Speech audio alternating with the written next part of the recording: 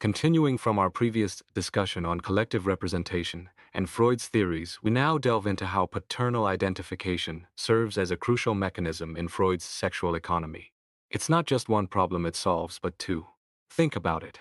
This process of identifying with the father figure is key not only for individual development, but also for how groups form.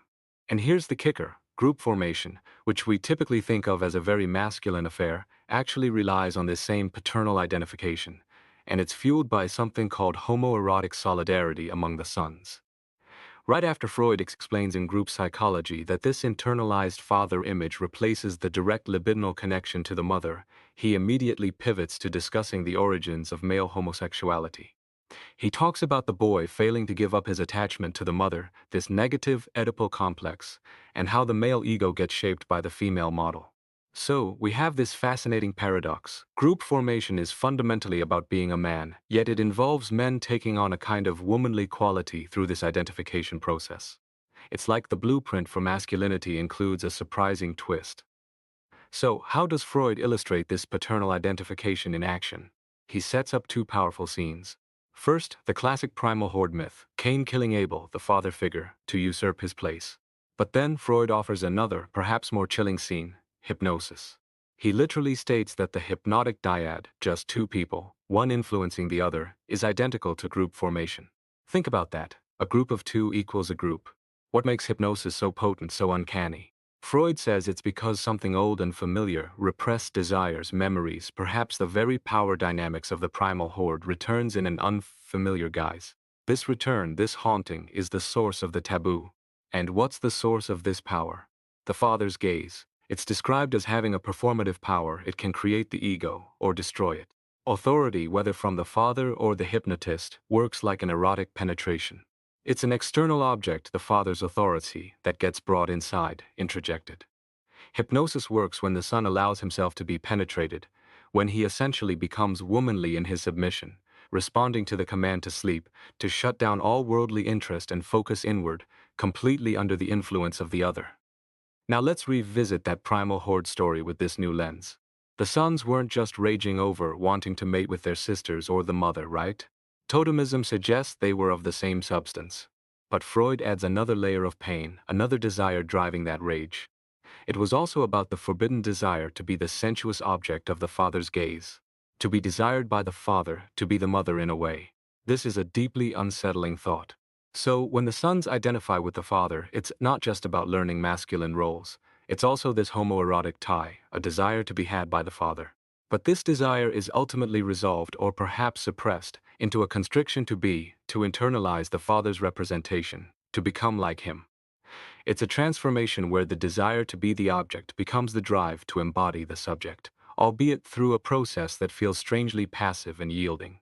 It's an internalization of another masculine bodily representation, mediated through this intense, almost violent identification. Okay, let's shift gears slightly and bring in Durkheim. How does he talk about the power behind moral authority? He argues it comes from psychic properties, things operating through channels too obscure and complex to easily trace back to their source. Think of it like magic but grounded in social forces. Where does this energy come from? Durkheim points to the pleasures derived from masculine assembly. Think corporate groups, totemic rituals. These gatherings aren't just social events, they're energizing. They create what he calls effervescent assemblies, moments where people experience relations with extraordinary powers, pushing them towards frenzy. In these heightened states, Durkheim believes individuals become acutely aware of their status as homo duplex, the twofold nature of being both an individual and a social being. The totem, the visible body of the god, becomes a symbol of this collective consciousness. It's an unconscious projection of a collective body that has somehow penetrated into the individual self, powered by a force of desire, something that feels set apart and forbidden, much like the father's gaze in Freud's model. So, we have Freud talking about unconscious drives and paternal identification, and Durkheim talking about collective effervescence and social integration. Where do they overlap? Both theorists, despite their differences, give primacy to representation over mere referent. They're both deeply interested in images, psychic realities, the semiotic world of signs and symbols, rather than just the physical somatic world. However, neither completely ignores the body. Both make somatics a constituent part of how meaning is made. And crucially, both operate through unconscious processes. For Freud, it's the unfulfillable wish to be the father, an intensely personal, individual drive.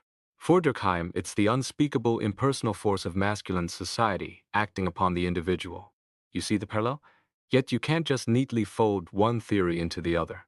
They offer different perspectives on the same underlying phenomena, requiring us to look at both the individual psyche and the collective social structure.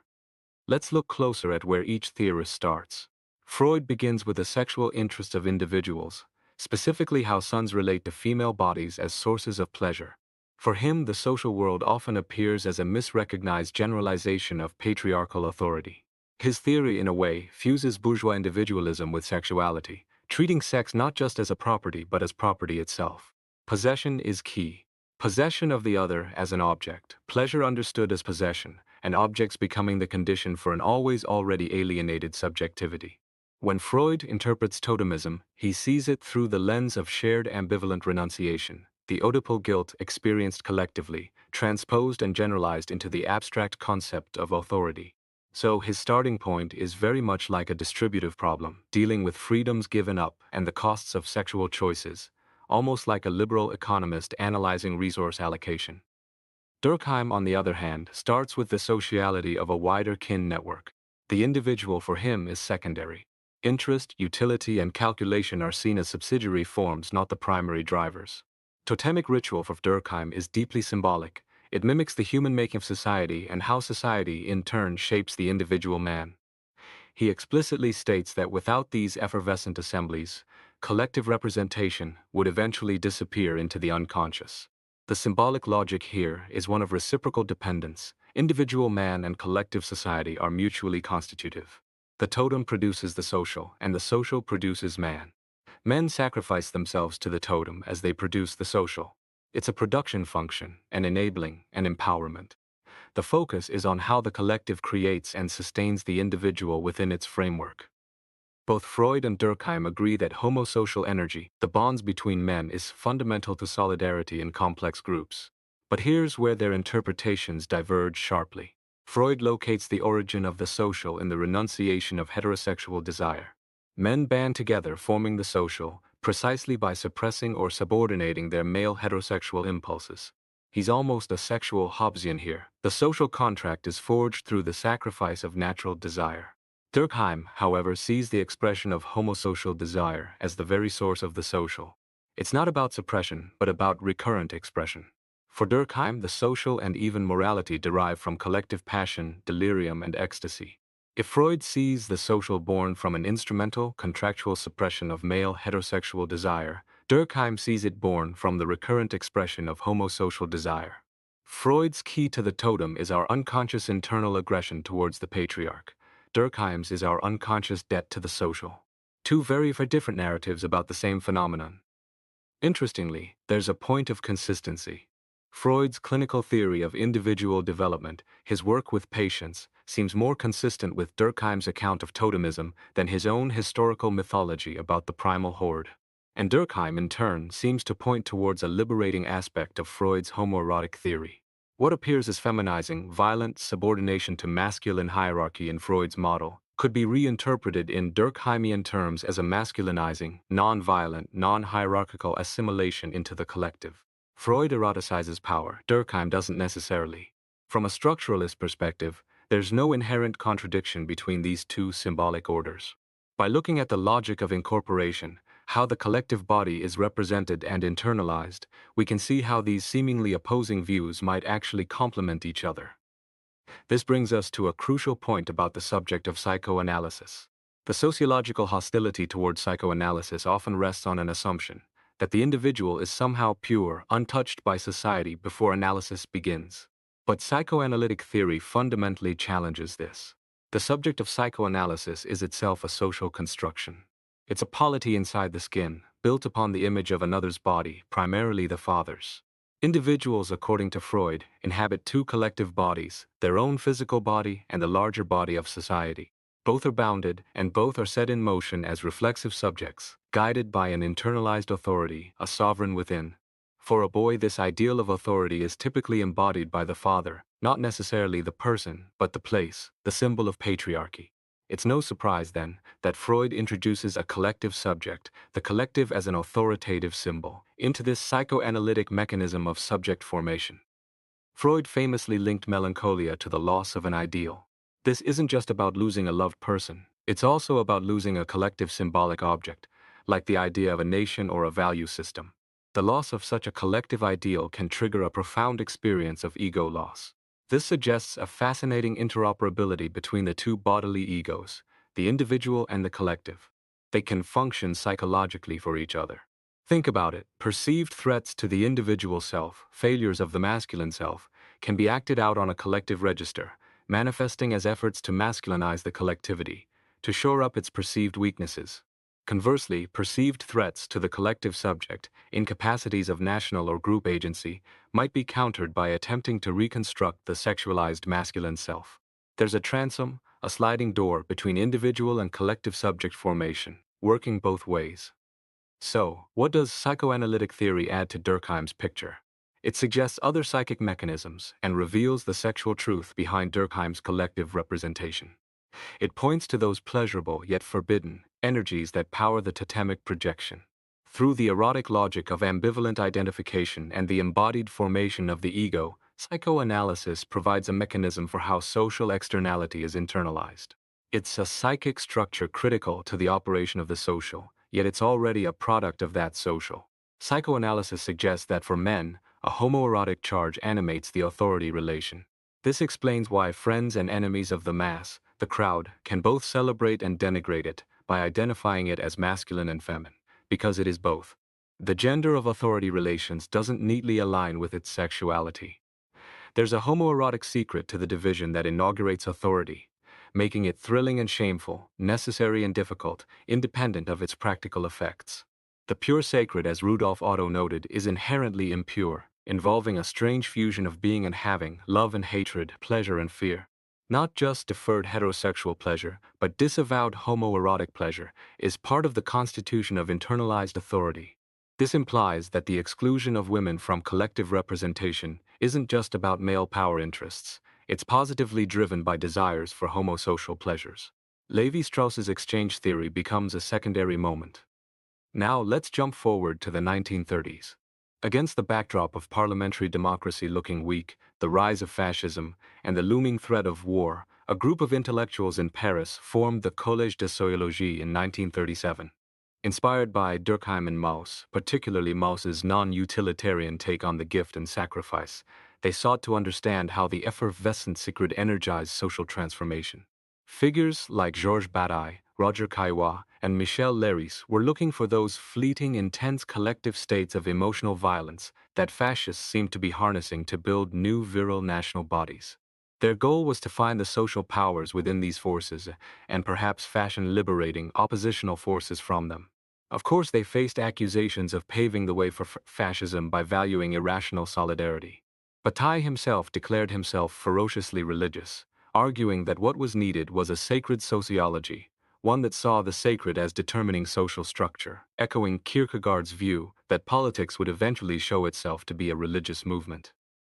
Bataille and his colleagues drew heavily on Durkheim's insight about the duality within the sacred, the pure sacred associated with order and life, and the impure sacred linked to disorder, death, and sacrilege. While Durkheim emphasized the pure, the college, especially Bataille, recentered the effervescent social around the impure sacred, transgression, a kind of left sacred opposing the instrumental powers of the right sacred.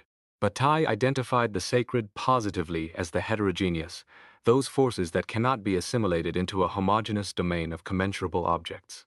Think mobs, waste, madmen, dreams, corpses, even the force of a leader. He was fascinated by fascism, seeing it like early Islam as a constitution of total heterogeneous power emerging from prevailing effervescence. For Bataille, society needed these heterogeneous forces to find a reason for being. Durkheim's emphasis on social unities wasn't enough. Collective authority, he argued, depended on a kind of divine madness. For Bataille, the core logic of the sacred was about giving oneself, opening oneself out, moving beyond mere instrumental calculation. He used the sacrificial paradigm to illustrate this. Sacrifice in its essential phase is about rejecting what has been appropriated, transforming the sacrificer in the process. He drew an analogy. Vomiting is opposed to communal eating. Everything rejected from the human cycle is altered in a troubling way. Think about the sacred things involved at the end of sacrifice. The victim struck down in blood, the severed finger or ear, the torn out eye. These don't appreciably differ from vomited food. Repugnance is just one form of stupor caused by a horrifying eruption, the disgorging of a consuming force. The one who sacrifices is free to indulge in a similar disgorging, continuously identifying with the victim, to vomit his own being, to throw himself suddenly outside of himself, like a dervish or an Asawa. How did Bataille arrive at this emphasis on expenditure? He read Freud, specifically Beyond the Pleasure Principle. Freud had posited pleasure as a reduction of excitation, but also asserted the existence of an instinct to cancel this excitation, whose logical endpoint was death. Freud famously declared, "The aim of all life is death." Bataille likely seized upon this to radicalize the self-transcendence found in Durkheim's effervescent assembly. For Bataille, the end of social being wasn't found in saving, investment, or production, but in unproductive expenditure, dépense. Accumulation of power or wealth, he argued, was derivative and subordinate to this fundamental expenditure. What constituted such expenditure? Activities like sacrifice, war, spectacular displays, communal feasts, and sexuality without genital finality, sex for its own sake, not just procreation. Bataille saw the path to fascism partly paved by the bourgeoisie's hatred of expenditure, combined with the decline of traditional religion. This opened the door for fascist militarism, with its own form of effervescence, the masses' love for the leader, the purity of its sadism. The affective bond between leader and followers, Bataille wrote, stemmed from a common consciousness of increasingly violent and excessive energies accumulating in the leader. Kaiwa, Bataille's co-founder, declared war the modern equivalent of the festival, providing the necessary excess to revitalize the social order. Bataille too celebrated collective violence and war as a social practice beyond calculation, capable of accessing the sacred and lifting humans beyond the status of mere things. Here, Durkheim's socially procreative erotics had transformed into an aesthetics of violence, where collective life was made primordially through death. Even as Hitler absorbed Austria and Czechoslovakia, and the Hitler-Stalin pact loomed, Bataille still dared to speak of sexual love as a model for social formation. Love, he argued, expresses a need for sacrifice. Each unity must lose itself in some other which exceeds it. The sacred for him derived from the expenditure of man's substance, from a need to expend a vital excess, implying a loss, a laceration, a rip, a wound. Like Freud, Bataille saw the prospect of death inscribed in the very logic of love. It was out of this common desire for loss, for access to the sacred, to love excessively, that Bataille believed social being was composed. The implication was stark. The proliferation of sacrificial destruction, like eroticism unhinged from conjugality, could lead to a measureless annihilation in a violent expenditure.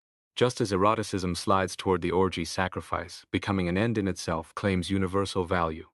Bataille spoke these words in July 1939. The same month, Adolf Eichmann was appointed head of the Nazis' Prague office of emigration. The sacrifices had just begun. Did Bataille's theoretical annihilation of the human, as the foundation of the social, prepare the way for the Holocaust? Italian philosopher Giorgio Agamben offers a critique suggesting otherwise. Agamben argues that Bataille failed to grasp that the life, and thus its sacrifice, in which he grounds the sacred and sovereignty, is actually bare life. This is the life excluded from both law and religion, the outside-inside of the state, the original exclusion upon which sovereignty is founded. Agamben uses the figure of homo sacer, the man who can be killed without it being homicide and whose killing can never qualify as sacrifice. It is this life, caught in the sovereign ban, declared outside the law and vulnerable to death, that is the original sacred life and the referent of the sovereign decision. Bare life is the earthly foundation of the state's legitimacy. The ability to politicize bare life, is the foundational sovereign right, the right to decide what life is worth living. Agamben thus makes life-taking, not life-making, the sovereign foundation, and sadomasochism its central erotic axis. Despite his focus on the heterogeneous, Bataille's theoretical construction of the sacred remained largely committed to a heterosexual virility, albeit one diminished by democracy and capitalism. He did explore transgressive bodily experiences, putting organs in anomalous places, exploring anal eroticism, but the homoerotic had no privileged role in his theoretical construction of the sacred. Yet, paradoxically, homoeroticism was central to Nazism's rise. Think of the Purge of Ernst Röhm and the essay dominated by gay men. Could it be that homoeroticism, an expenditure without biological product, is integral to the production of the sacred, the heterogeneity inside homogeneity, a core part of the accursed share necessary for the social body? Consider the Aztec sacrifice, Bataille's favorite example of negating the human as thing. What Bataille likely didn't know is that the Aztec rite itself is deeply rooted in transgressing gender boundaries, the male god Huitzilopochtli emerging from a female body, the decapitation of the female warrior Coyocoqui, and warriors undergoing ritual dismemberment and consumption, effectively becoming women. Men in their subjugation become women following the fleshy disassembly of Coyoxauhqui. The argument for a homoerotic constitution to the sacred, and indeed to authority, seems to have ample evidence beyond just psychoanalytic projection. Why didn't Durkheim theorize the erotics of the sacred more explicitly? Perhaps because he corporealized his homo duplex concept. He associated the profane, non-social ego with the pleasures of the body, while the sacred social was linked to the non-corporeal soul and the sacrifice of those pleasures, even inflicting pain up to sacrificial death. However, homo duplex, especially in the totemic rite, doesn't neatly align with simple corporeality versus spirituality, or individual pleasure versus collective pain. It might align better with the individuated heterosexual exchange between clans versus the de-individuated homosexual massing within the clan. If sacred authority has a homoerotic constitution, if this is the impure sacred core of sovereign representation, then maybe Bataille was wrong to argue the sacred derives from the desire for loss. Perhaps it derives from the desire to lose the loss of paternal love. Could the impassable divide between sacred and profane be partially grounded in the social organization of sexuality?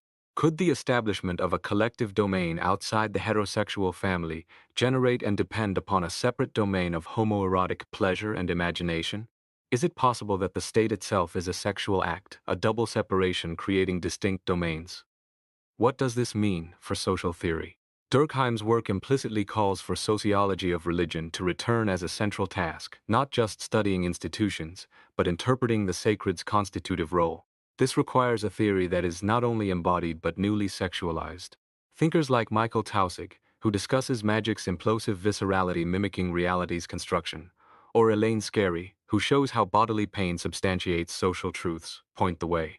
Bourdieu and Foucault prepared the ground by showing sexuality is socially constituted.